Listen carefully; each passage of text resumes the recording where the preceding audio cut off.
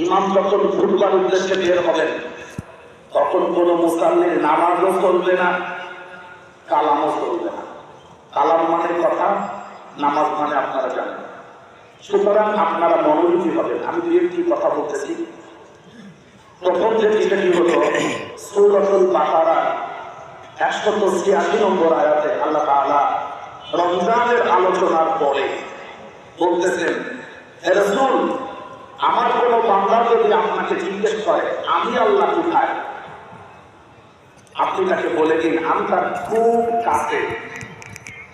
যখনই সে আমাকে ডাকবে আমি সাথে সাথে তার কাছে সাড়া দেবো। সুবহানাল্লাহ, সুবহানাল্লাহ। সে যখনই আমাকে ডাকবে আমি সাথে সাথে তার কাছে সাড়া দেই।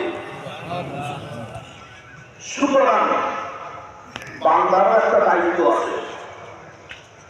আমি যখন ডাকবো বলেন, আমি যখন ডাকবো তখন তাদেরও দায়িত্ব আমার ডাকে তারা আমার ডাকে আমি সাথে সাথেই সাড়া দেই। হিন্দু হোক, কাফের হোক, বৌদ্ধ হোক, মুসলিম হোক, যে যখন আমাকে ডাকে আমি সাথে সাথে সাড়া দেই। উজিবু দাওয়াতাদ দাঈ ইযা দাআনি, যখনই আমাকে ডাকে আমি সাথে সাথে ডাকে সাড়া দেই। সুতরাং আমার বান্দাদের উচিত ফাল ইয়াস্তাজিবু লি, আমার ডাকে সাড়া দেওয়া, ওয়া ইউমিনু বি, এবং আমার উপরে ঈমান আনা, লাআল্লাহুম ইয়ারশুদুন, আশা করা যায় এর দ্বারা তারা জান্নাতের পথের দিকে এগিয়ে যেতে পারবে। আমরা কি জান্নাতে যেতে চাই? তারা তারা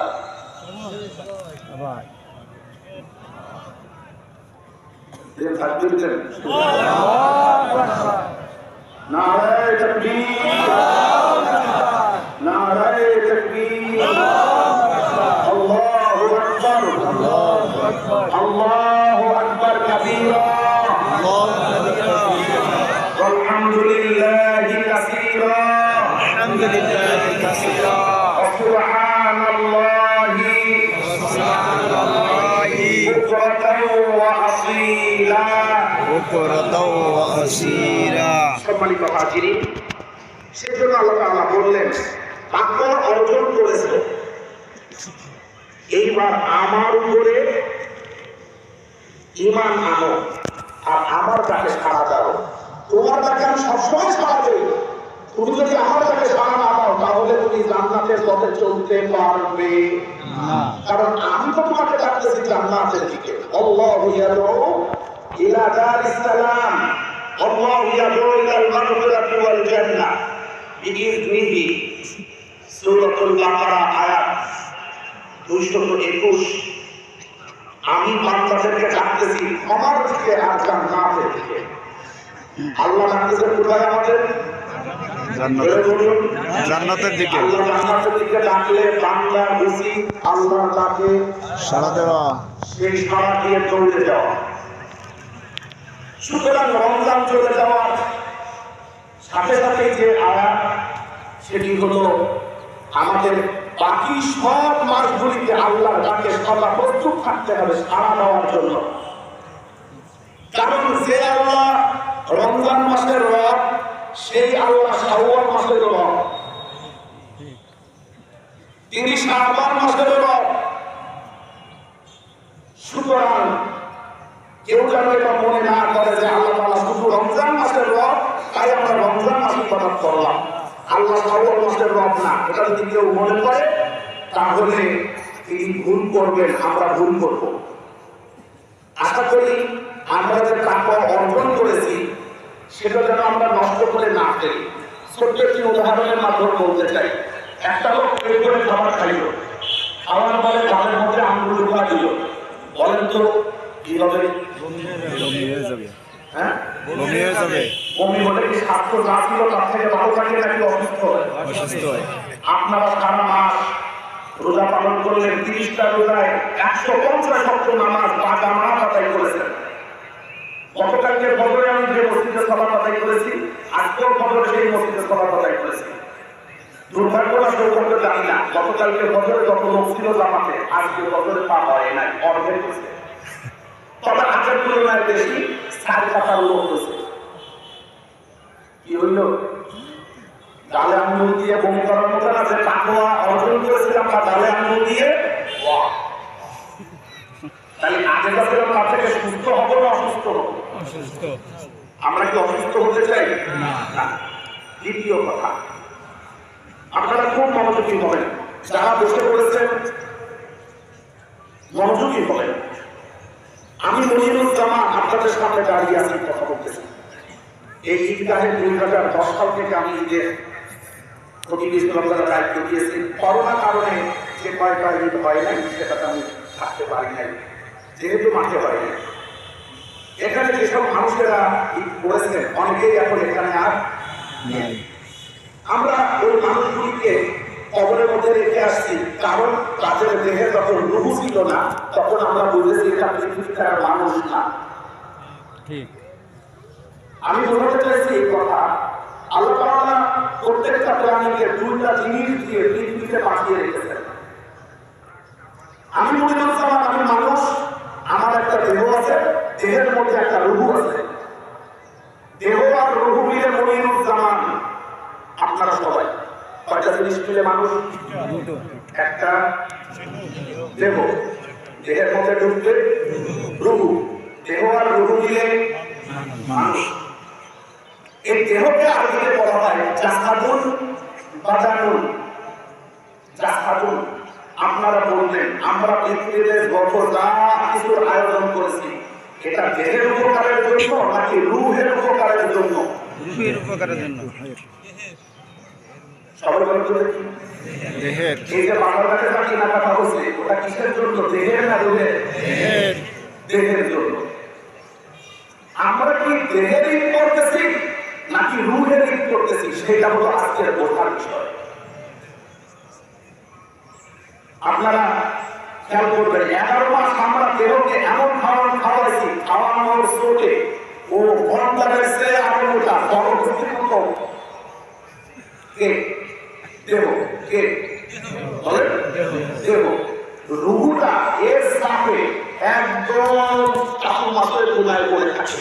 ও যদি বলে যে নামাজ পড়তেছি, দেহটাকে দিয়ে এত কষ্ট করে নামাজ পড়া যায়?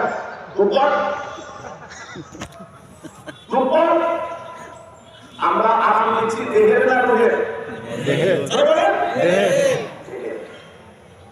আল্লাহ তাআলা রমজান মাসে বললেন যে এইবার দেহটা একটু কম খাওয়া, একটু রূহুরে খেতে দে। ও যদি অসুস্থ হয়ে যায় তাহলে তোর জন্য জাহান্নাম ছাড়া কোনো গতি হবে না। তাই ছাগলের 3 নম্বর বাচ্চা হলে যা হয়, প্রথম যুদ্ধ খাইতে খাইতে এত মোটা হয় যে তৃতীয় বাচ্চাটা আস্তে আস্তে পারে না। আমাদের দেহের মধ্যে রূহুর অবস্থা ছাগলের 3 নম্বর বাচ্চার মতো। তখন বাড়িওয়ালারা কি করে, ছাগলের পানি ওই মোটা দুধের একসাথে বাইরে রেখে ওই না খাওয়া বাচ্চাটারে খাওয়ায় খাওয়ায় একটু হৃষ্টপুষ্ট বানায়। আজকের ঈদ হলো রুহের ঈদ, দেহের ঈদ না। আজকের ঈদ হলো সবাই বলুন রুহের ঈদ। এই রুহের সাথে আল্লাহ তাআলার সাথে সম্পর্ক, দেহের সাথে আল্লাহর সম্পর্ক না। আমরা তারাবি পড়েছি, না খেয়ে থেকেছি, কোরআন তেলাওয়াত শুনেছি, সবটুকু হলো রুহের কোরআন। দেহের কোরআন নাযিল হয় বৃষ্টির পানির মাধ্যমে। فلينظر الإنسان إلى طعامه أنا صببنا الماء صبا। কোরআনুল কারীমের ৭৯ নম্বর সূরায় আল্লাহ তাআলা সূরা আহজাবের মধ্যে বলেছেন, মানুষের ভেবে দেখা উচিত আমি কি করে তাকে খাবার দিই। আমি আসমান থেকে বর্ষির ধারায় তার জমিতে পানি ভিজিয়ে দেই, ছিটিয়ে দেই, ছড়িয়ে দেই, এখান থেকে ফসল হয়। এরপরে সেই ফসল তারা খায়। আর কি কি ফসল হয় তা আল্লাহ বলেছেন। শেষ পর্যন্ত আল্লাহ বলেছেন যে ও আব্বা, আব্বা মানে হলো লতা গুল্ম, লতা পাতাকে আরবিতে আব্বা বলে, কোরআনের শব্দ। তাহলে আমরা বুঝলাম আমরা যে দেহের খাবার জোগাড় করি সেই দেহের খাবারের মূল উৎস হলো বৃষ্টির পানি।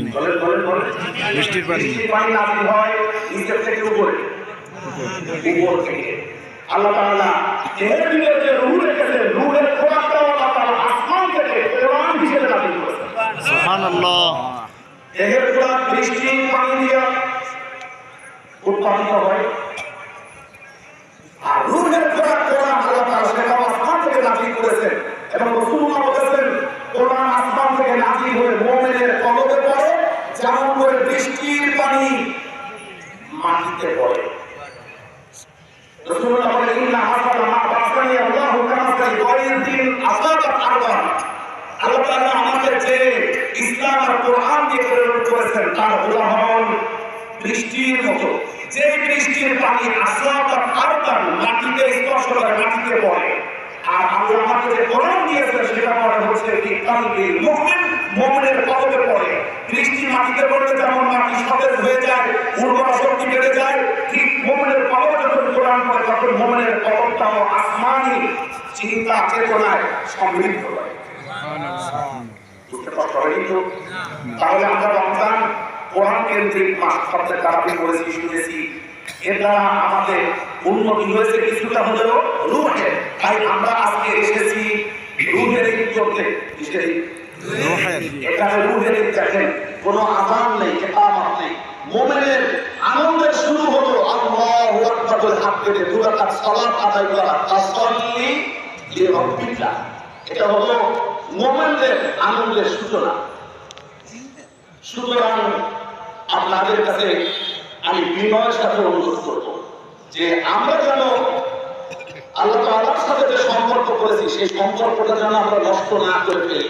আমাদের রূহের যে খোরাক আমরা জোগাড় করার সুযোগ পেয়েছি, এটা যদি বন্ধ করে দেই, সারা বছর যদি আর নামাজ না পড়ি, কোরআন না শুনি, কোরআনের সাথে বন্ধুত্ব না করি, তাহলে আমাদের রূহটা আবারও ছাগলের 3 নম্বর ছোট হয়ে যাবে। বুঝতে পারছো না? না। রাসূলুল্লাহ সাল্লাল্লাহু আলাইহি ওয়াসাল্লাম যখন একটু কষ্ট পেতেন কোনো কারণে, তখন বলতেন ইয়া বিলাল আরিফনা বিস-সালাহ, ও বিলাল আমাকে একটু নামাজ পড়ার সুযোগ করে দাও যাতে আমার রূহের একটু খোরাক বৃদ্ধি পায়। রূহের খোরাক সালাত, রূহের খোরাক কোরআন,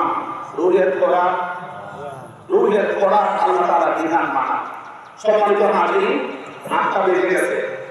আমি দেখতে পাচ্ছি মুসল্লিরা এখনো ঢুকতেছেন। আমি বলবো মাইকের আওয়াজ যত তুলতেছে দ্রুত চলে আসুন।